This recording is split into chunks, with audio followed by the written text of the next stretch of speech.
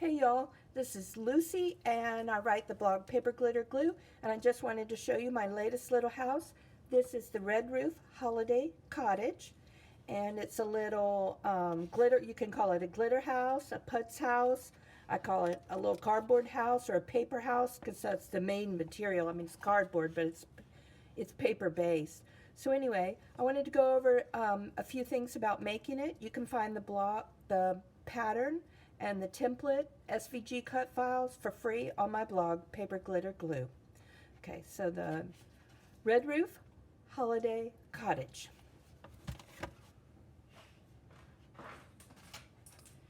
Here are the basic components for making the little cottage. This is the main body of the cottage. This is the roof piece. And here's the little dormer with its curved roof. Chimney piece. I made a little stencil so you could stencil some stone if you want. And then some, there's a door and some windows. So those are the basic components.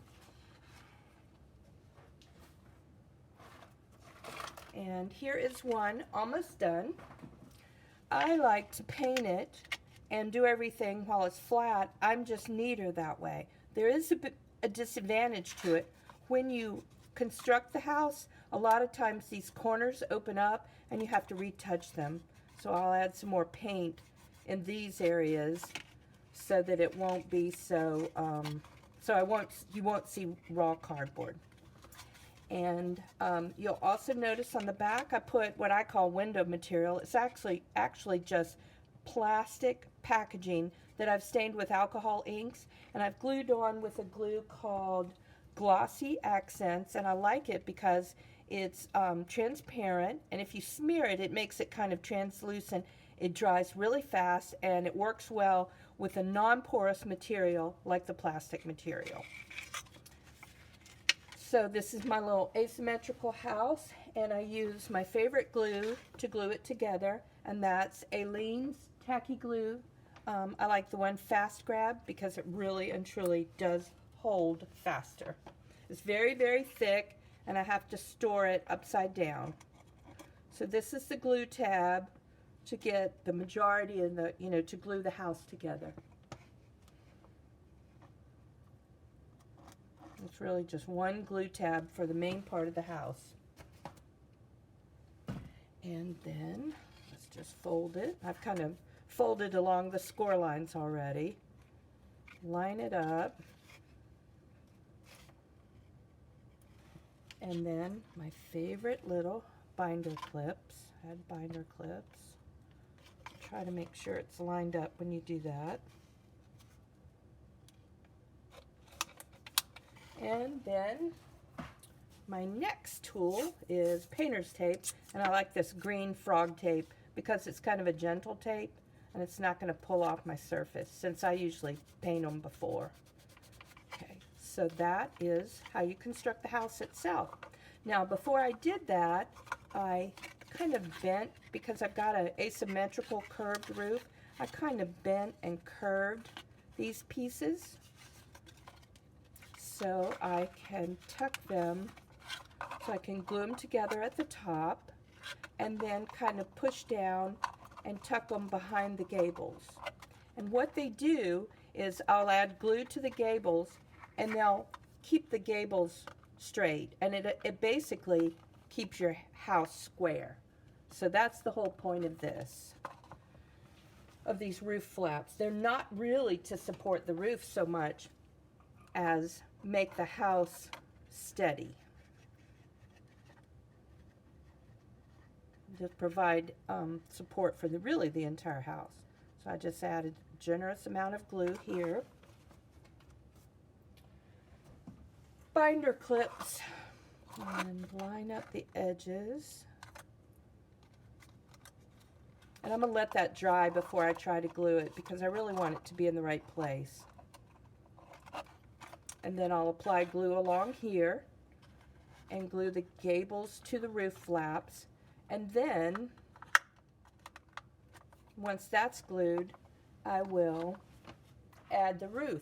And the same thing with the roof. I kind of curve it with my thumbs. Get mess everywhere. Curve it with my thumbs to match the curve of the house. Yeah, binder clips in the way. But that way I can match the curve nicely. And then there's a couple of other tricks. You have to, I messed up a little bit on the main house.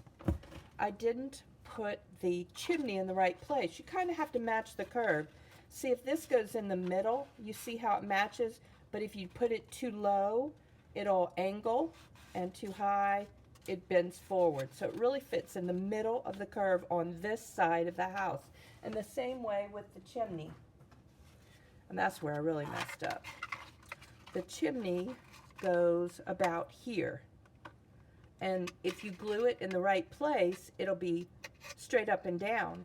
But I glued mine too high, and so it goes off to an angle. So that's just one of the mistakes I made. And then I want to show you real briefly about how to make the fence. I love the little wall fence here. So these are the main pieces for the fence. And what it's composed of is, these are the two side pieces. This is the main. I cut out a piece just by hand of corrugated cardboard just to add some filler, to add a little thickness to it.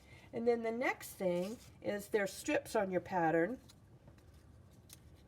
that you can glue along to make a nice surface, top surface for your wall.